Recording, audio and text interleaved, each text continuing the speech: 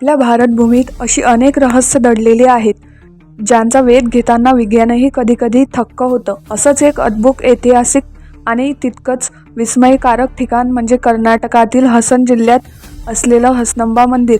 देवी पार्वतीचा अवतार असलेल्या हसनंबा मातेचं हे मंदिर भारतातील सर्वात दुर्मिळ मंदिरांपैकी एक मानलं जातं. या मंदिराचं सगळ्यात मोठं वैशिष्ट्य काय आहे माहिती आहे? हे मंदिर वर्षातून फक्त एकदाच, तेही दिवाळीच्या सणादरम्यान उघडलं जातं. बाकी वर्षभर देवीच्या दर्शनासाठी भक्तांना चातकासारखी वाट पाहावी लागते.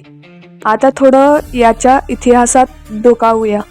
या मंदिराची निर्मिती साधारण 12व्या शतकात होयसळ राजवंशाच्या सुवर्णकाळात झाली. गाभाऱ्यात एक दिवा पेटवला जातो, देवीला ताजी फुलं वाहिली जातात आणि नैवेद्य म्हणून पाणी आणि भात ठेवला जातो. आता विचार करा, एका बंद खोलीतील वर्षभर काय परिस्थिती होईल.